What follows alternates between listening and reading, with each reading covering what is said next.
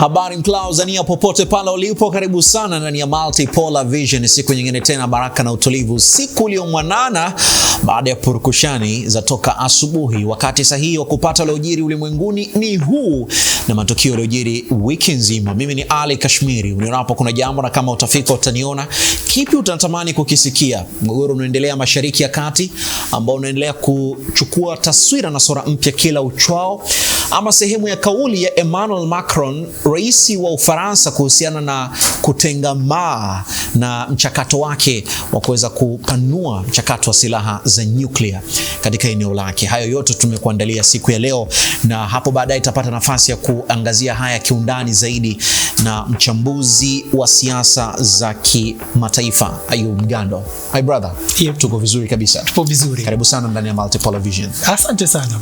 Yapo mengi pia ambayo tutayasikia, lakini kwa hivi sasa tupate habari mseto kwa kile ambacho kinatazamwa.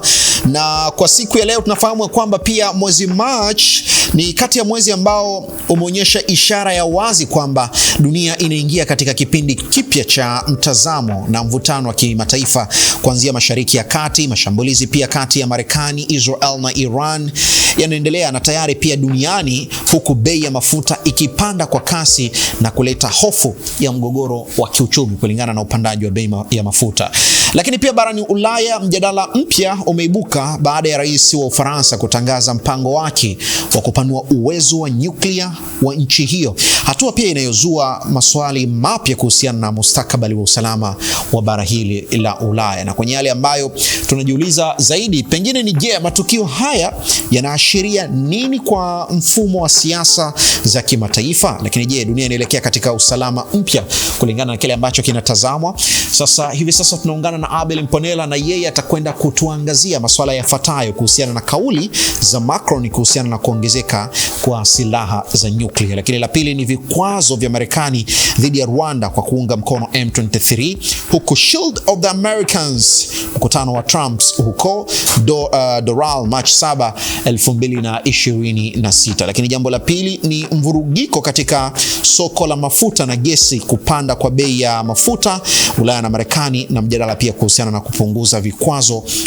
vya mafuta kwa taifa la Urusi, jambo ambalo watu wengi wamejiuliza maswali, kwa nini Marekani imefanya hivi kwa hivi sasa?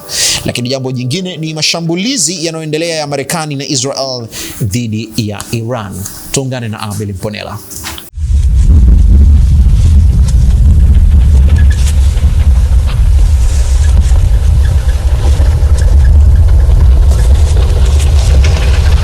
Machi mwaka huu ulimwengu uliingia katika kipindi cha mvutano mkali wa kisiasa, kijeshi na kiuchumi. Matukio kadhaa makubwa yalionyesha wazi kwamba dunia inaingia katika zama mpya ya mashindano ya nguvu na usalama. Simulizi inaanzia Mashariki ya Kati, ambapo vita kati ya Marekani, Israel na Irani viliongezeka kwa kasi. Mwanzoni mwa mwezi Machi, mashambulizi dhidi ya Teherani na maeneo mengine ya Irani yaliripotiwa kuendelea, huku Irani nayo ikijibu kwa kurusha makombora kuelekea Israel. Moshi mzito ulionekana ukitanda juu ya mji wa Teherani baada ya mashambulizi yaliyolenga maghala ya mafuta na miundombinu ya nishati. Katika siku 10 za kwanza pekee za operesheni hiyo, Marekani iliripotiwa kushambulia zaidi ya malengo 5,000 pamoja na meli zaidi ya 50. Mashambulizi hayo yalionyesha kwamba vita vilikuwa havilengi tena tu malengo ya kijeshi ama nyuklia, bali pia miundombinu ya nishati ya taifa. Mgogoro huu haukubaki ndani ya mipaka ya Irani. Athari zake zilianza kuonekana katika nchi za Ghuba na katika usalama wa eneo zima. Watu wengi walianza kukimbia makazi yao, huku miundombinu ya afya ikishambuliwa. Wakati huo huo, Iran ilitishia kufunga kabisa mlango wa Hormuz, njia muhimu ambayo karibu 20% ya mafuta ya dunia hupita. Hata hivyo, ilitishia kusababisha mshtuko mkubwa katika soko la nishati duniani. Na kweli, matokeo yake yalianza kuonekana haraka. Bei za mafuta duniani zilipanda kwa kasi. Mafuta ya Brent yalifikia zaidi ya dola 120 kwa pipa, huku WTI yakiwa dola 111. Hii haikuwa tu hofu ya muda mfupi ya soko, bali ishara ya hatari ya kuvurugika kwa muda mrefu kwa usambazaji wa nishati duniani. Kupanda kwa bei ya mafuta kulianza kuathiri moja kwa moja maisha ya watu Ulaya na Marekani kupitia kupanda kwa bei ya petroli na gharama za usafiri. Serikali za magharibi zilijikuta katika hali ngumu ya kisiasa. Vita vya nishati Mashariki ya Kati vilikuwa vinaanza kuwa tatizo la mfumuko wa bei na hasara kwa wananchi. Katika hali hiyo, mjadala mpya ulianza kuibuka kuhusu vikwazo dhidi ya mafuta ya Urusi. Baadhi ya wachambuzi na wanasiasa walianza kuhoji kama kuendelea kuzuia mafuta ya Urusi kunazidisha uhaba wa mafuta duniani na kusababisha bei kupanda zaidi. Hivyo, Urusi ilianza tena kuonekana kama mchezaji muhimu katika kuleta utulivu wa soko la nishati. Lakini wakati Mashariki ya Kati ikiendelea kuwa kitovu cha mvutano, upande mwingine wa dunia pia kulikuwa na mabadiliko ya kisiasa. Mnamo Machi 7, mkutano ulioitwa Shahid of the Americans ulifanyika mjini Doral, Florida, chini ya uongozi wa Donald Trump. Katika mkutano huo, Trump alitangaza kuundwa kwa muungano wa kijeshi wa nchi 17 wenye lengo la kupambana na magenge ya dawa za kulevya katika Amerika ya Kusini. Hata hivyo, wachambuzi waliona mkutano huo kuwa ni maana zaidi pana. Mbali na suala la uhalifu, mpango huo ulionekana kama juhudi ya Marekani kurejesha ushawishi wake wa kisiasa katika eneo hilo, huku pia ikijaribu kukabiliana na ushawishi unaoongezeka kwa China katika Amerika ya Kusini. Wakati huo huo, barani Afrika kulikuwa na tukio jingine muhimu la kisiasa. Marekani iliweka vikwazo dhidi ya Rwanda kwa madai kuunga mkono kundi la waasi la M23 katika mashariki mwa Jamhuri ya Kidemokrasia ya Kongo. Kwa mara ya kwanza, vikwazo hivyo vililenga moja kwa moja jeshi la Rwanda na maafisa wake wakuu. Mgogoro huu hauhusu tu usalama wa mipaka ya Kongo. Eneo hilo pia lina utajiri mkubwa wa madini muhimu kama coltan, ambayo ni rasilimali muhimu kwa teknolojia ya kisasa. Hivyo mgogoro huo pia unaonekana kuwa sehemu ya mapambano ya kimkakati kuhusu udhibiti wa rasilimali za madini katika ukanda wa maziwa makuu. Wakati huo huo, barani Ulaya, mjadala kuhusu usalama wa bara hilo ulipata mwelekeo mpya baada ya kauli ya Rais wa Faransa Emmanuel Macron. Mnamo Machi 2, Macron alitangaza mpango wa kupanua uwezo wa silaha za nyuklia za Ufaransa na kuanzisha sera mpya ya kile kinachoitwa Forward Deterrence. Mpango huu una maana kwamba Ufaransa inaweza kuruhusu kwa muda uwekezaji wa uwezo wa nyuklia katika nchi washirika wa Ulaya. Pia Macron aliamua kuacha kutoa taarifa sahihi kuhusu ukubwa wa silaha za nyuklia za Ufaransa. Katika kauli yake kwenye mjadala mkubwa alisema, ili tuwe huru lazima tuogopwe. Kauli hiyo imeibua hofu kwamba Ulaya inaweza kuingia katika kipindi kipya cha ushindani wa silaha za nyuklia na kuongeza hatari ya mvutano wa kimkakati duniani. Kwa ujumla, matukio ya Machi 2026 yanaonyesha dunia inayoingia katika zama mpya ya mvutano wa kimataifa, kuanzia vita Mashariki ya Kati, mshtuko wa nishati duniani, mashindano ya ushawishi wa kisiasa katika Amerika ya Kusini, hadi migogoro ya rasilimali barani Afrika na mjadala wa silaha za nyuklia barani Ulaya. Maswali makubwa yanabakia. Je, dunia inaelekea kwenye utulivu mpya wa kimataifa au inaingia katika kipindi kipya cha mashindano ya nguvu kati ya mataifa makubwa? Abel Mponela, Clouds. Bye kwa sasa.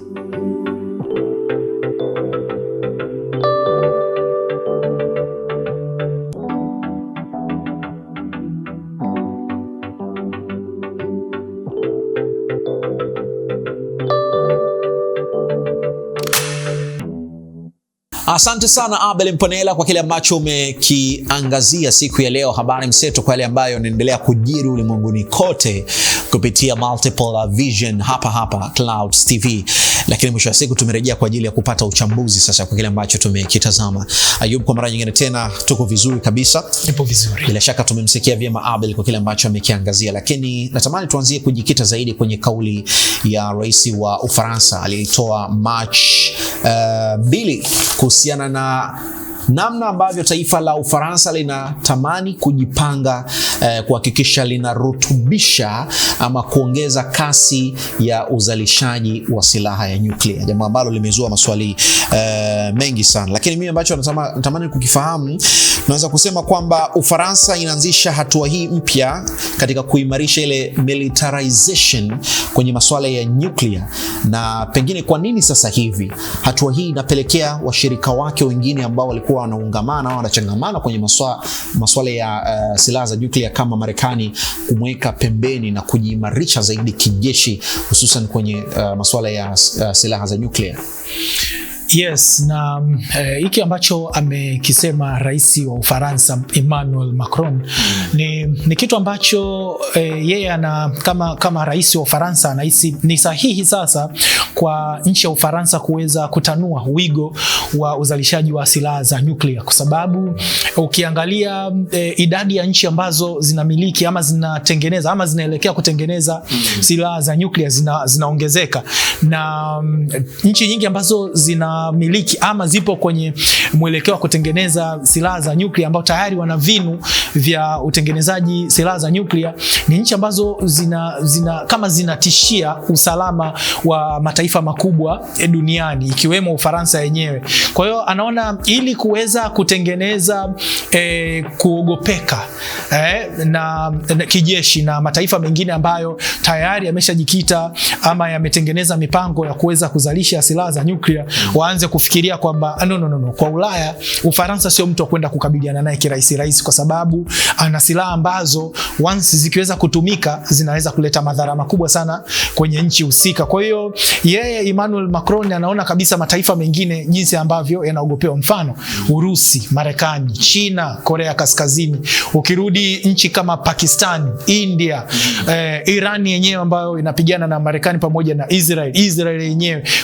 Kuna mataifa ambayo nguvu zao za kijeshi na wanatumia bajeti kubwa sana kuhakikisha wanajiimarisha kwenye nguvu za kijeshi. Hivyo hata baadhi ya mataifa makubwa barani Ulaya na wao yameanza kuwa na hofu, ikiwemo Ufaransa wenyewe wanaona kwa dunia inakoelekea na wao wanapaswa kuimarisha uzalishaji wa silaha za nyuklia, kwa sababu unaweza ukawa na mabomu ya nyuklia lakini una mabomu 5, 10. Unaenda kukabiliana na mtu ambaye ana mabomu 100, 200 ya nyuklia, ana magari labda 800 ambayo ama 200, 300 ambayo yanaweza kulaunch zile silaha za nyuklia. Na ndio maana katika moja kati ya mpango mkakati wa Emmanuel Macron, rais wa Ufaransa, ni kuhakikisha pia anaongeza uzalishaji wa magari ambayo yanaweza kutumika kupiga hayo makombora ya masafa marefu ambayo yana nguvu ya nyuklia. Kwa hiyo huu ni mpango mkakati wa kuhakikisha na yeye anaanza kutengeneza hofu kwa mataifa mengine. Kwa kile ambacho umekizungumza, pengine ni mitazamo kwamba ni kuogopeka kwa Urusi na nguvu iliyokuwa nayo juu ya silaha ya nyuklia, kiasi ya kwamba mataifa ya magharibi sasa yanaona ni fursa kuona kwamba nguvu ya nyuklia isibaki kwenye taifa moja, iweze kuwezeshwa mataifa mengine ya magharibi. Kama hivyo tumeshuhudia taifa la Ufaransa, rais akitangaza dhahiri shahiri kwamba tunataka kupanua wigo wa uzalishaji wa silaha za nyuklia. Ama tunaweza kusema kwa wakati mwingine sasa ni siasa inayotumika ndani yake kuchochea ile nguvu na mtawanyiko wa multipolar, dunia yenye mataifa mengi yenye nguvu zaidi. Yes, ukiangalia vizuri namna ambavyo Ufaransa wameweza kuangalia hili jambo, kwa sababu turudi kwenye NATO ambao ulikuwa ni umoja wa kujihami wa nchi za magharibi, na pionia ama mtu ambaye alikuwa ndo mwanzilishi wa umoja huu ni Marekani. Na hivi karibuni umeona kama rais wa Marekani Trump hayuko karibu sana na NATO. Kwa hiyo wanaangalia wao ambao wapo kwenye umoja wa NATO, sasa wanaangalia namna gani wanaweza waka-act kama nchi moja. Kwa hiyo ukiangalia namna ambavyo Ufaransa sasa wanaangalia jinsi gani dunia, ile balance of power, nguvu zinavyoweza kutawanyika. Umemzungumzia Urusi. Miaka ya nyuma mataifa mawili ambayo walikuwa wanaogopeka ni Urusi na Marekani. Lakini kwa sasa mataifa ambayo yanaogopeka yanaongezeka. China ameongezeka hapo. Kuna Korea Kaskazini ameongezeka hapo. Na kuna baadhi ya nchi za Mashariki ya Kati nayo yanaanza kutengeneza hiyo hofu. Mfano Iran, mpaka Marekani ameamua kwenda kumvamia kwa sababu kuna hofu ambayo ameanza kuitengeneza. Kwa ukiangalia ule usawa ama uwiano wa kidunia sasa, kuna mataifa ambayo yameongezeka. Kwa hiyo yameondoa ule uwiano ambao Kipindi kile nusu ya dunia ilikuwa iko Urusi, nusu ilikuwa iko Marekani. Lakini kwa sasa unaangalia kuna China naye anaanza kuwa na influence duniani. Kuna Korea Kaskazini naye anaanza kuogopeka. Sio, kuna haya mataifa ya Mashariki ya Kati nayo imeanza kuogopeka. Kwa hiyo Emmanuel Macron ameona kabisa kwamba kwa sasa ni dunia imeanza kutawanyika. Kama una nguvu kubwa ya kijeshi, ndipo ambapo hata wewe sasa ile nguvu yako duniani pia inaweza kuongezeka. Kwa hiyo kadri unavyoweza kuzalisha silaha za nyuklia kwa wingi, ndivyo hata nguvu yako duniani pia inakuwa kubwa. Urusi hajawahi kuwa tatizo kwa haya mataifa ya Ulaya. Urusi amewahi kuwa tatizo kwa taifa la Marekani, kwa sababu ukiangalia namna ambavyo dunia ilivyokuwa imegawanyika, pande ujamaa, pande ubepari, na ubepari ulikuwa ndo ndani hata mataifa Ufaransa, Uingereza walikuwa wako upande huu, lakini upande wa ujamaa kabla ya China na yeye hajaja kuwa mmoja kati ya mataifa makubwa, alikuwa amechukua hiyo siasa ya ujamaa, lakini akiwa amejitengeneza ndani zaidi. Lakini kwa huku mataifa mengi ambayo yako Ulaya Mashariki ndo walikuwa wako chini ya Russia. Hajawahi kabisa kuwa na ugomvi na ya mataifa ya Ulaya, lakini yeye hata kipindi cha vita baridi wakati wanatupiana maneno ama kutishiana namna ambavyo nani ana nguvu za kijeshi, nani ana teknolojia kubwa zaidi, ilikuwa ni Marekani. Kwa hiyo anavyoona sasa Emmanuel Macron, anaona kama mataifa ya Ulaya mengi nguvu ya kijeshi kama iko chini ukilinganisha na mataifa mengine ambayo sasa hivi yamewekeza fedha nyingi sana kuhakikisha wana teknolojia ya kisasa, lakini wana mabomu ambayo ama silaha zile ambazo zinaweza kusafiri masafa marefu. Sasa ukiona nchi ambazo kesho na kesho kutwa wanaweza kuwa maadui wako wanajiimarisha kwenye kijeshi, na wewe lazima uwe na hiyo hofu kwamba no, itafikia kipindi sasa kuna baadhi ya nchi zitakuwa na nguvu kubwa sana kijeshi. Kama na mimi nisipoanza kujitengeneza kufika kwenye level hiyo, kesho na kesho kutwa utakuwa mnyonge.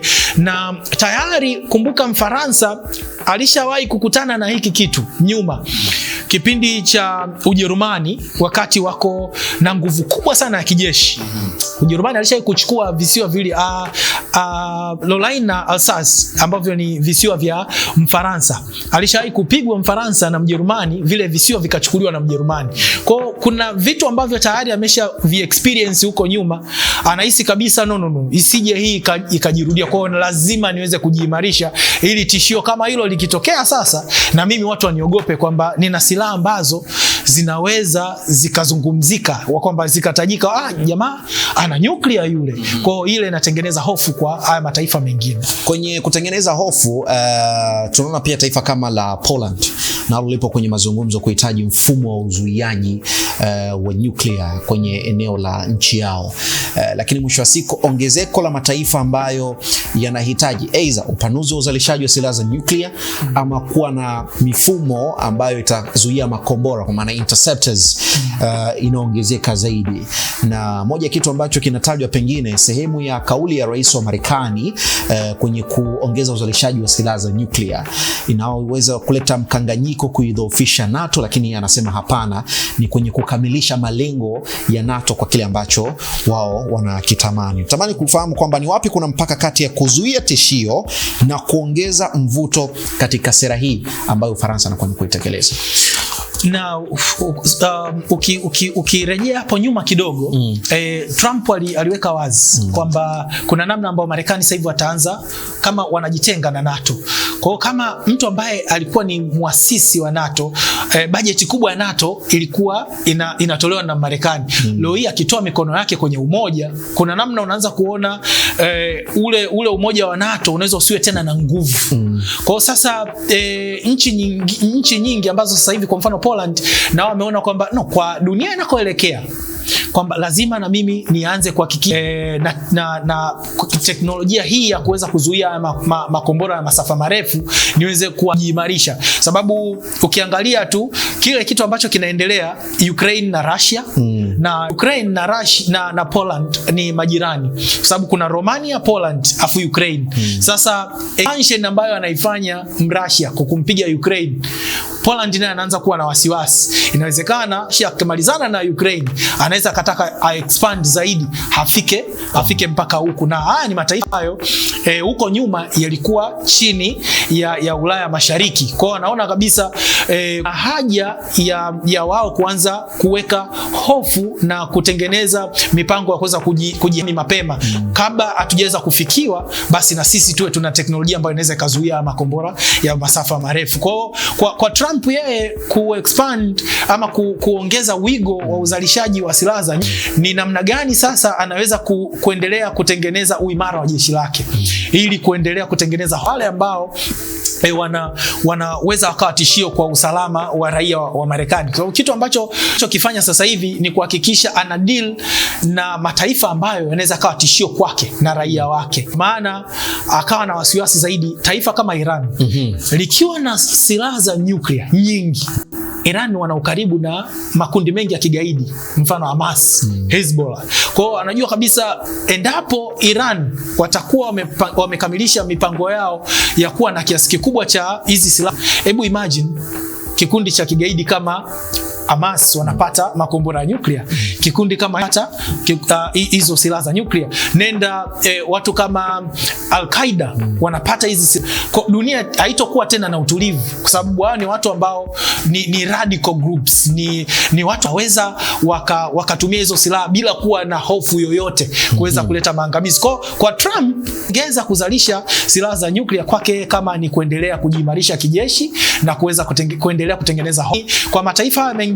Wanaona dunia inakoelekea sasa hivi, vita imekuwa ni kitu cha kawaida, huyu kupigana na huyu kupigana na huyu, lakini haya mataifa mawili namna ambavyo yanaendelea sasa kuweza kumpiga yoyote ambao anaweza akawa na interest kwa kipindi hiko. Poland you never know, labda na wao wanaweza akawa na interest Russia, interest Marekani. Kwa ndio maana na wao wanaanza kuona kama kuna wenzetu tayari wameshaguswa na jirani yetu, sisi hebu tuanze kutengeneza mipango mapema kuweza kuzuia. Asante sana. Multiple Vision ni endelevu ya hili, na baada ya kuyasikia yote kwa kile ambacho tumekitazama hii leo, lakini kubwa zaidi ni kauli wa Ufaransa Emmanuel Macron kwa kile ambacho amekizungumza juu ya upanuzi wa uzalishaji wa silaha za nyuklia. Sasa wa New Start umeisha muda wake, lakini sehemu pia ya mfumo wa zamani wa mikataba imesimamishwa kufanya kazi kwa vitendo, na mataifa makubwa yanazidi pia kuzungumza kwa jeuri badala ya lugha ya kutasuluhisho, kwa maana diplomasia kuweza kuchukua nafasi. Sasa je,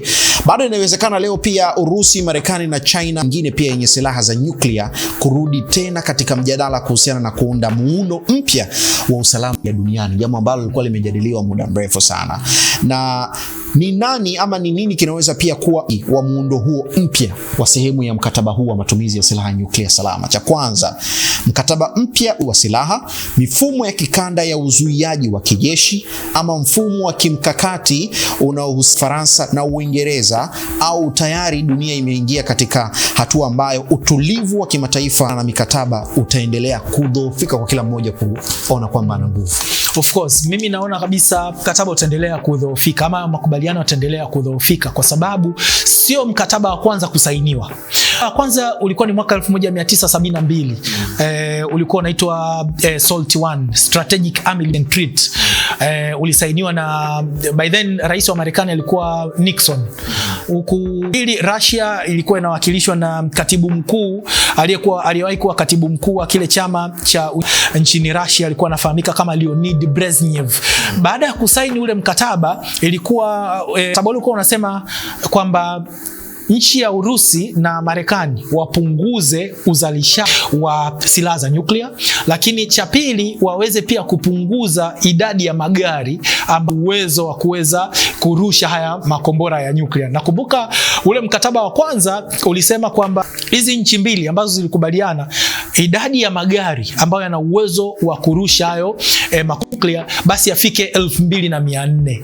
Lakini kwenye mkataba wa pili ambao ulisainiwa mwaka 1900 ambao huu ulikuwa unafahamika kama Strategic Arms Limitation Treaty namba 2 ama SALT namba 2, na Qatar pamoja na huyu Leonid Brezhnev na makubaliano hayo yalisema kwamba inabidi hata haya magari ambayo yana uwezo wa kurusha makombora ya masafa marefu ya nyuklia inabidi yapunguzwe kufikiri na 250. Lakini sasa moja kati ya mapungufu ya mkataba ule ilikuwa wakati wame comply ama wamekubaliana na matakwa ya mkataba, Marekani alikuwa ana double uzalishaji nyuklia. Wakati sasa Mrusi anakuja kushtuka Marekani kwamba wakati sisi tunaharibu silaha zetu za nyuklia, endelea kudabu ama uzalishaji ulikuwa unaongezeka. Kwa hiyo ndio maana ninakuwa na wasiwasi na namna ambavyo huu mkataba ulivyokuwa dhaifu, kwa sababu mataifa mengi sasa yameshaanza kuwa na hofu kwamba ili uweze kuogopeka ni lazima uwe na nyuklia. Mfano mzuri ni Urusi, wanaogopeka kwa sababu wana silaha nyingi za nyuklia. Mfano mzuri Korea Kaskazini pamoja na Marekani mwenyewe. Sasa haya mataifa ambayo yako chini ya NATO naona kuna namna ambayo na sisi kama nchi moja moja tukiachana na umoja wa kujihami wa NATO na sisi tujiimarishe, tuweze kuwa na nguvu ya kuweza hata kwamba mtu akitaka kututishia na sisi tuweze kuvimba. Kwa hiyo nina wasiwasi na huu mkataba kutokuwa na madhara chanya, kwa sababu mkataba kama hii imesha kusainiwa lakini hawakuweza kuleta madhara chanya, sababu mataifa mengine wakati wale ambao taifa moja ambao lilikubaliana likawa linapunguza, jingine likawa linaendelea kuongeza uzalishaji. Kwa mimi nina wasiwasi huu mkataba unaweza usiweze kufikia malengo chanya, kitu ambacho naona hata Marekani mwenyewe anahisi kabisa ama anaona kabisa kwamba ile dhana sasa ya kusema mimi ndo baba wa dunia kama inaanza kufika mwisho. Imagine mshirika wako mkubwa wa NATO, Mfaransa, ameanza kuwekeza nguvu kwenye uzalishaji wa silaha nyuklia. Vipi Muingereza naye akija? Vipi Mjerumani akija? Muitaliano naye akija? Kwa hiyo unaona kabisa hata Marekani anajua kabisa ili kuweza kuwa safe kama moja kati ya taifa kubwa, basi ni kuhakikisha kama hawa na makombora 200 basi mimi niwe nayo hata 1000. Kauli ya Emmanuel Macron ni kwa maana anasema ili tuwe huru lazima tuogopwe. Na kwenye kuogopwa ni pamoja na kuwekea mkazo wa uzalishaji wa silaha hizo kama za nyuklia. Ni kauli ambayo imetafakarisha na kuonekana kutokuwa na ule hali ya usalama katika eneo la Ulaya, ama kuhatarisha pengine hali halisi ya kiusalama ama kuiweka kwenye usalama kulingana na kauli yake ambayo ameiweka. Pengine ameiweka kwenye hali ya hatari zaidi kwa sehemu ya kauli yake ambayo ameizungumza, pengine ili tuwe huru lazima tuogopwe. Of course, na ndo kitu ambacho sasa hivi dunia inapoelekea. Hakuna leo hii mtu ambaye anaweza kumnyoshia kidole Korea Kaskazini. Anaogopa kwa sababu gani? Nguvu ya kijeshi ya Korea Kaskazini inabebwa zaidi na nuclear weapons ama hizi silaha za nuclear. Ndio maana hata Emmanuel Macron, rais wa Ufaransa, na yeye amekuja ametoa hiyo kauli akiwa analenga kutuma ujumbe kwamba kwa dunia sasa hivi inapoelekea, ili uogopwe ni lazima uwe na nguvu ya kijeshi. Kwa hiyo na sisi lazima tujiimarishe kwenye nguvu za kijeshi. Sio tu kujiimarisha, lakini lazima uwe na silaha za nuclear. Kwa nini watu wanaogopa sana silaha za nuclear? Kwa sababu madhara yake ni makubwa mno. Ndani ya siku 3 kuanzia tarehe 6 mpaka tarehe 9 mwezi Agosti mwaka 1945, miji ya Nagasaki na Hiroshima nchini Japan yalipigwa na mabomu 2 tu ya nuclear, lakini inakadiriwa watu zaidi ya 150,000 mpaka watu 246,000 walipoteza maisha ndani ya siku 3. Ni makombora 2 tu yalitumika. Sasa imagine Ufaransa apige, Marekani apige, Mrusi apige, Korea Kaskazini apige, China apige, India apige, Pakistan apige, na mataifa mengine ya Kiarabu nayo apige. Kwa you can see dunia inaelekea wapi. Kwa hiyo hakuna mtu sasa hivi atakayetaka kupigana na Mrusi. Anajua kabisa silaha alizokuwa nazo ni nzito. Hakuna atakayetaka kupigana na Mchina kwa sababu anajua silaha alizokuwa nazo ni nzito. Kwa ili uweze kuwa salama na kuogopwa, lazima uwe na nguvu za kijeshi, na sio tu nguvu za kijeshi, lazima uwe na silaha za nyuklia. Kwa nini Mjerumani aliogopwa kipindi cha nyuma na yeye ndo akawa chanzo cha vita ya kwanza ya dunia, vita ya pili ya dunia? Kwa sababu alikuwa ana jeshi imara na alikuwa na silaha kubwa ambazo zilikuwa zikiogopwa, ikiwemo ile silaha ya gesi. ambayo aliweza kuitumia katika vita ya pili ya dunia. Kwa kuna namna ambayo hata hizi biological weapons ama hizi silaha za kibiolojia zinatengeneza hofu sana kwa mataifa mengi duniani, yale mataifa makubwa. Kwa hiyo unaona kabisa Emmanuel Macron anachokiongea, rais huyu wa nchi ya Ufaransa, anamaanisha ili uogopwe kwa dunia ya sasa, ni lazima uogopeke kwa kile ambacho unamiliki, ambao ni silaha za nyuklia. Kabisa. Sehemu ya kauli hiyo ya taifa la Ufaransa chini ya Rais Emmanuel Macron inatupa nafasi ya kuweka nukta sababu ya muda wetu kwa siku ya leo, lakini umekuwa ni mjadala tulioangazia masuala mengi mtambuka yanayoendelea ulimwenguni, hususan kwenye kauli ya Rais wa Ufaransa juu ya uzalishaji wa silaha za nyuklia. Dunia inapoelekea hivi sasa, pengine matumizi ya silaha inaweza kawa ni salama. Ripoti iliyotolewa mwaka 2026 ya shirika ya Sweden ambalo linahusisha na masuala ya amani limetoa ripoti ya kwamba dunia imeongezeka matumizi ya silaha na manunuzi kwa 10%, hususan kwa hiki ambacho kinaendelea hivi sasa. Lakini 70% ya watu ulimwenguni kila mwaka hufariki kutokana na matumizi ya silaha ama violence gun kwa wakati ambao ni sahihi, pengine kwenye masuala ya kivita ama sio sahihi. Na kwa Afrika watu 40,000 hufariki dunia kwa mwaka kutokana na silaha, hususan kwenye matumizi ya nguvu ambayo hayastahili. Ndio hayo masuala ya violence gun.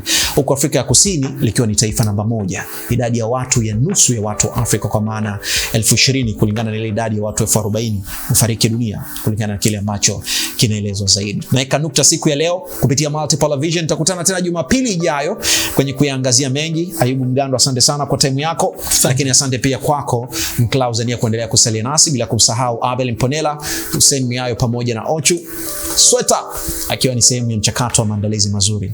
Till next time, bye bye. Usiku mwema.